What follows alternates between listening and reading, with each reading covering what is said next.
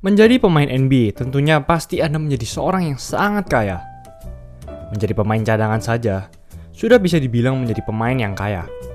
Apalagi menjadi pemain bintang yang bisa mendapatkan gaji supermax contract seperti Giannis, Damian Lillard, Steph Curry, dan lain-lain. Pasti Anda akan sangat-sangat tajir. Biasanya, pemain yang bisa mendapatkan gaji selangit diimbangi dengan kemampuan dan skill yang memang mumpuni dan bisa diandalkan. Namun ternyata, ada beberapa pemain yang berbeda. Karena mereka berhasil mendapatkan gaji selangit, namun banyak orang yang bilang bahwa gaji tersebut tak sepadan dengan kontribusi mereka terhadap tim. Dalam episode kali ini, kami akan membahas 7 pemain paling overpaid dalam sejarah NBA. Sebelum lanjut, jangan lupa like dan subscribe ya. Simak ulasan berikut ini. Chris Paul. Mungkin banyak dari kalian yang tidak setuju dengan Chris Paul masuk di daftar ini. Ya, memang ia adalah seorang bintang veteran yang merupakan floor general. Di mana ada Chris Paul, di situ ia bisa menjadi leader dan membawa timnya menjadi tim playoff contender. Hal ini terbukti dari saat di tahun 2020, ia berhasil membawa OKC Thunder, tim yang sangat tidak disangka-sangka bisa berada di peringkat kelima playoff.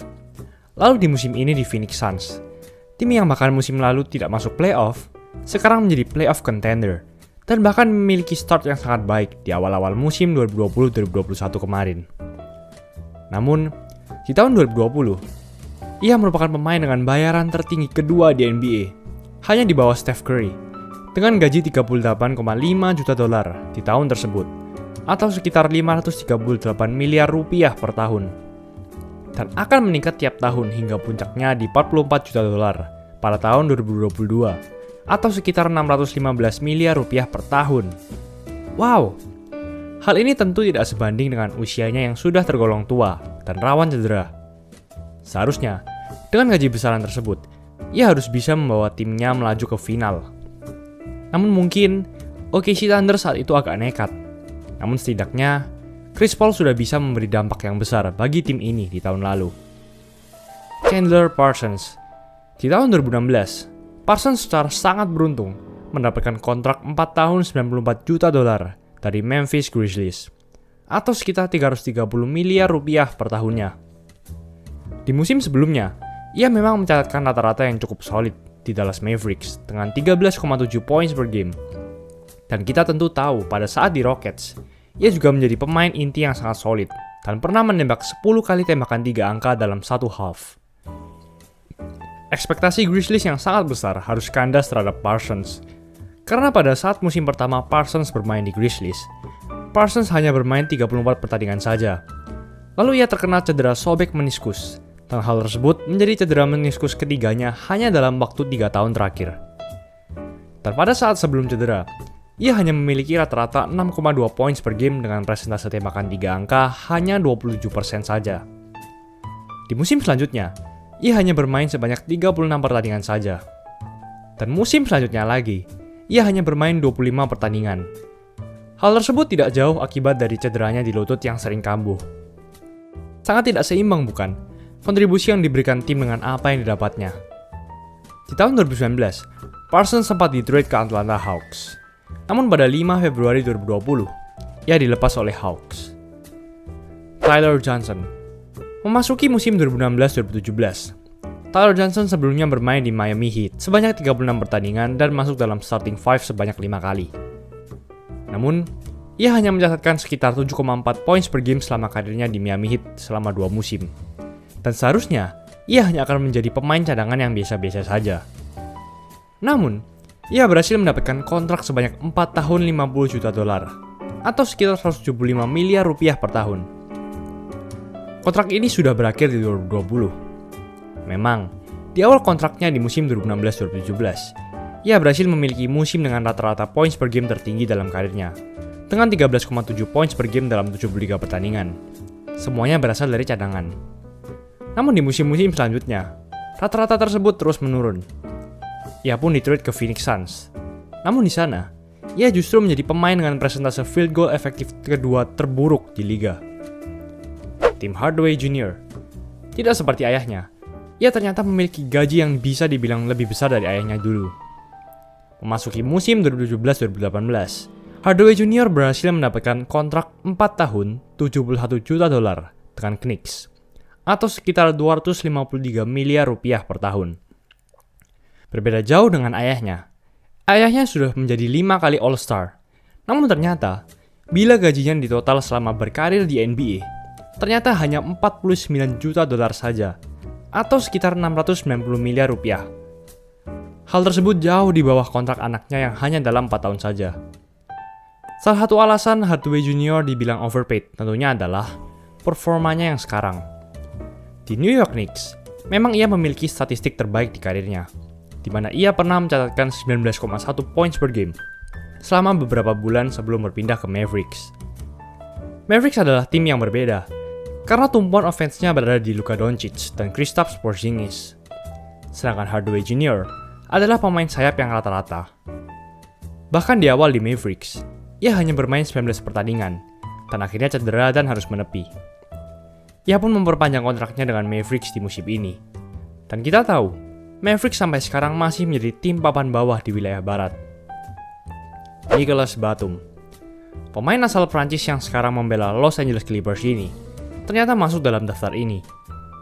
Saat di Hornets, ia berhasil mendapatkan kontrak 5 tahun $120 juta, atau sekitar 336 miliar rupiah per tahunnya. Wow!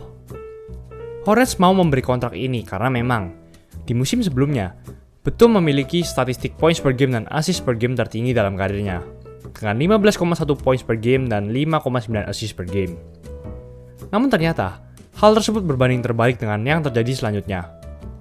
Hal ini tidak sebanding dengan apa yang ia berikan.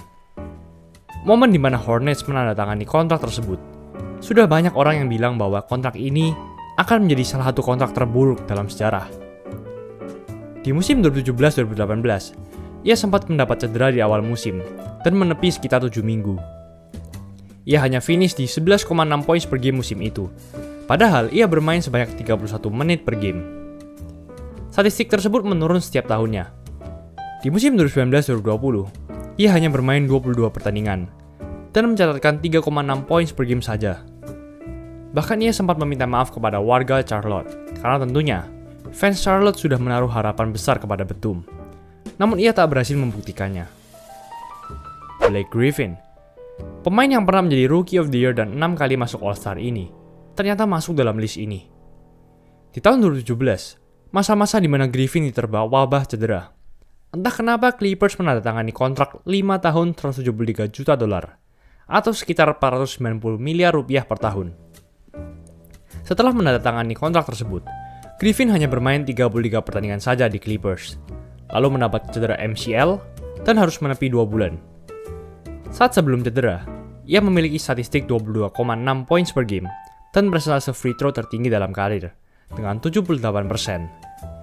Namun tiba-tiba pada awal 2018, ia di-trade ke Detroit Pistons. Di Pistons, memang ia pernah sekali menjadi All-Star di tahun 2019. Namun tetap saja, Pistons hanya pernah sekali masuk playoff selama ia bermain di sana, bahkan sampai sekarang. Di sana pun, ia hanya bermain 2 pertandingan. Di musim 2019-2020 saja, ia hanya bermain sebanyak 18 pertandingan saja, akibat cedera lutut sebanyak 2 kali. Ryan Reeves. Mungkin Anda baru pertama kali mendengar pemain ini. Reeves masuk ke NBA pada tahun 1995 ke Vancouver Grizzlies di urutan ke-6. Di awal-awal karirnya, ia memang memiliki rata-rata yang solid, dengan hampir 15 points per game selama 2 musim, dan masuk dalam NBA All-Rookie Second Team. Akibat hal tersebut, Grizzlies langsung memberinya kontrak 6 tahun $62 juta, atau sekitar 140 miliar rupiah per tahunnya. Ingat, besaran kontrak tersebut 20 tahun yang lalu sudah sangat besar, apalagi bagi seorang yang baru bermain 2 musim di NBA. Hal tersebut membuat fans Grizzlies banyak yang marah, karena untuk apa menandatangani pemain yang tidak atletis dan rawan untuk cedera. Kontrak tersebut menjadikan Reeves sebagai salah satu pemain dengan bayaran tertinggi saat itu. Reeves berhasil membuktikan kontrak tersebut memang layak baginya di musim pertamanya, dengan statistik terbaik di karirnya dengan 16,3 points per game, 1,1 blocks per game, dan persentase field goal di angka 52%. Namun di musim-musim selanjutnya, statistik tersebut menurun. Salah satu penyebabnya adalah berat badannya, dan hal tersebut membuat Reeves sering cedera. Dan benar saja, ia sering sekali mendapat cedera. Di musim 2001-2002, saat preseason, ia mengalami sakit di punggungnya dan harus digotong oleh teman-temannya. Akibat hal tersebut, di tengah-tengah musim itu, ia memutuskan untuk pensiun dari liga. Bayangkan saja, Grizzlies sudah membuang kontrak sebesar 140 miliar per tahun hanya bagi pemain yang rawan cedera. Dan Grizzlies tak mendapat apa-apa. Tak pernah masuk ke playoff, dan Reeves pun juga masuk dalam salah satu bust terbesar dalam sejarah. Itulah ulasan mengenai episode kali ini. Jangan lupa like, comment, dan subscribe agar channel ini berkembang dan menghasilkan video menarik lainnya. Thanks for watching. I'll see you in the next video.